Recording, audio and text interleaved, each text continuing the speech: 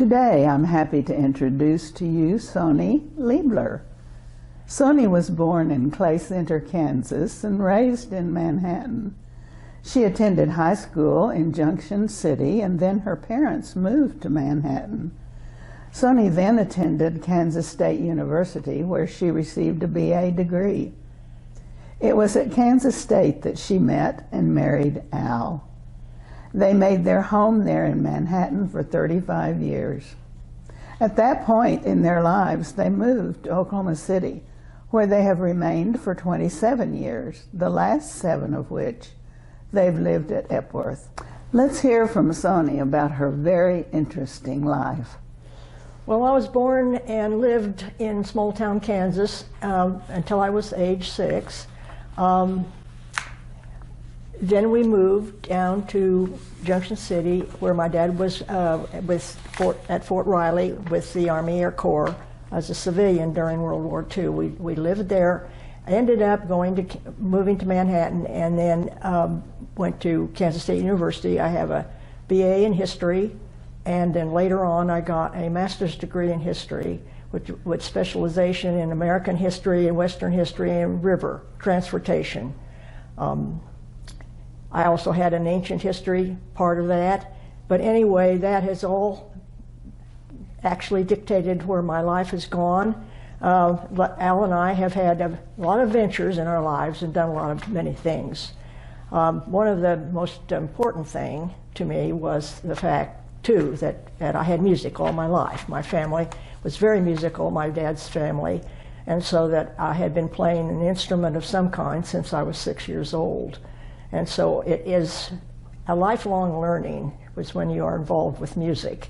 And so still today I'm playing with the Oklahoma City Symphonic Band, and this is a community band of about 85 people from 20 to 85. And it is a joy in my life to still have my music available. Well, one of the most exciting things I think that happened was because of the history. I had been doing research and had been involved with the Western history, giving also talks around the country on this river transportation from the way west. And the way that everybody went west to after they got to St. Louis, it was by wagon or it was by the river in steamboats. And since Manhattan was founded by a bunch of colonists on a steamboat, this is where I got into the actually reality. Well, I really want to know how big was that steamboat, because we knew what was on it. We knew the cargo. We knew that there was 80 people on board, prefab houses, and then, so this is what started it all. Well, in the meantime, later on, I gave a talk in Kansas City, Missouri, to a riverboat buff bunch that was there on a conference. And when I was giving this talk on steamboats on the Kansas River, this young man came in and sat down, and he just in the background. And so afterwards, he came up to me and he said, my family and I are we found a steamboat in a cornfield here by Kansas City, and that we want to dig it, but we have to know more information about it. And he said, I liked what you said.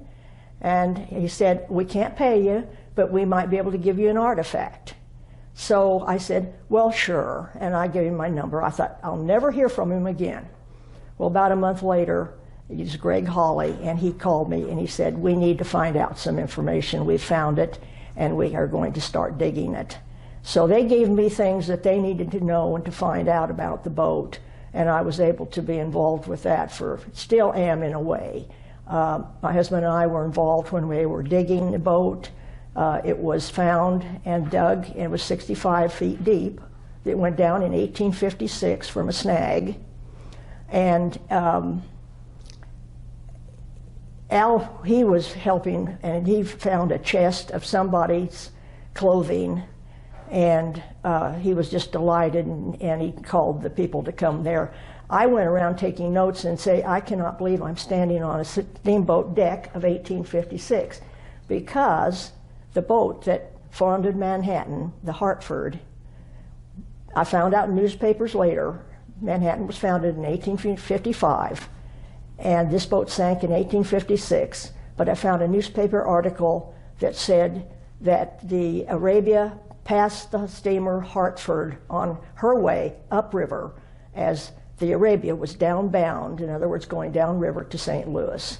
So the coincidence there, and a lot of times they say history is a coincidence. It's also a mystery. And so this is one thing I think I've liked because of the mystery and of trying to find something out.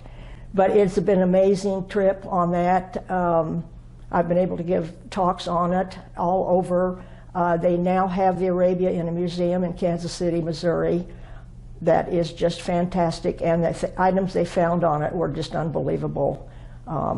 They found china, they found the cargo was amazing, and they have a preservation place inside the museum that you can watch them actually working on something that they have opened. And they just go in and keep it all in refrigeration so that the wood won't totally disintegrate. It would when it hits air after it's been wet. I talked to David Hawley just recently, and he is now the head and a manager and owner of the museum. And he said, well, at one time they had said they will finish with all the boxes and they will know exactly everything that was ever on the Arabia in 2032.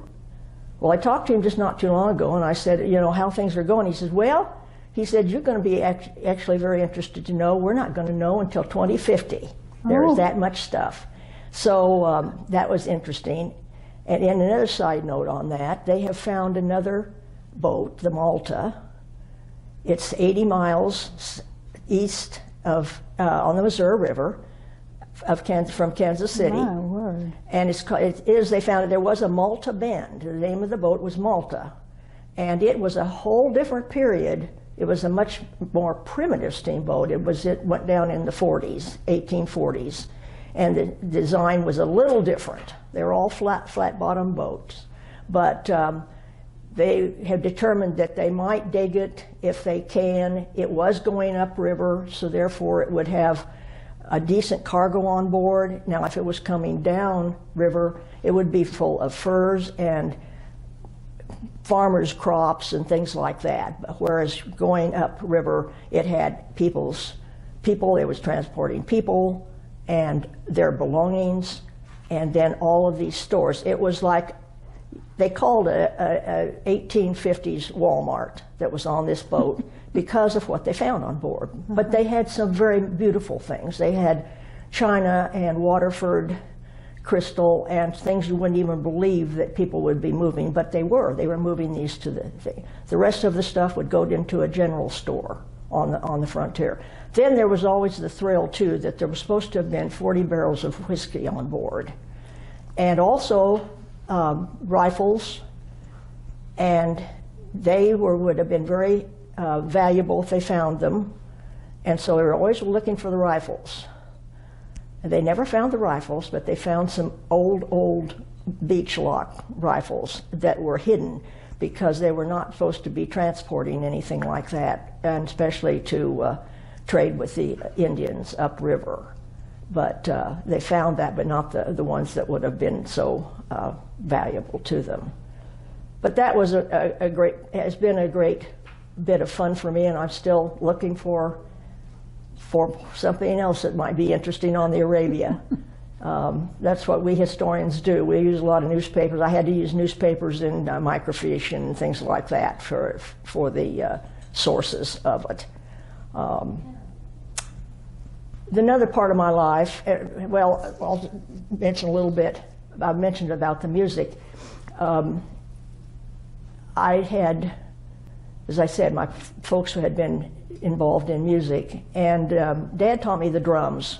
He was a drummer, and he had a dance band at one time in the old days. And anyway, he taught me drums, and so when I got to 7th grade, we were 7 through 12, and they put all of us young kids at 7 into the band, and I was dragging around a field drum that was so heavy, and I was very, very tiny at that time. But after the season, the band director came and says, how would you like to play something smaller. And I said, oh, I don't know. What did you have in mind? And he said, well, can you blow across the top of a Coke bottle and get a sound? And I said, oh, sure. Can you whistle? Oh, sure. And I whistled for him. You can play the flute. So that started at age 12 with the love affair of the flute, and I've played one ever since. And as I say, that is a great part of my life also. The other part of my life, of course, is with Al, my husband, and we have had some very good adventures in our lives. He was involved with a sailboat manufacturing company in Kansas City, and then we ended up taking charters down into the Caribbean, and so on a sailboat, a big 40-footer, and that was has been part of our life too, is to do that. And to we raced sailboats. We brought boats with us when we came down here to Lake Hefner, and have enjoyed doing that all of our lives. Well, that sounds wonderful, and you have gone around lecturing on many of these things that you've learned and have been involved in. And what else can you tell us about? Tell us about what brought you to Epworth. Well, we lived here for 20 years, and we had an older home on a lake over near Lake Hefner. It was called Willow Lake. It was just south of Silver Lake. And it was an older house, and it was just getting to the point of where we were needing to do a lot of maintenance on it, and Al liked to do it himself, and he had one time turned up on the roof, which I thought, uh-oh. And so we had looked around, and we had been, of course, to Epworth, and we just decided that that was the place we wanted to come to, because it has everything in the world we could ever hope to have, and everybody is so friendly here. And that has been, I've gotten to help with a few things, and one is Women's Coffee, leader for Women's Coffee, and have done some programs for some of the other organizations here. And you've done Inquiring Minds. I've done Inquiring Minds, yes. Sonie, thanks so much. That was just fascinating. We really appreciate you being with us.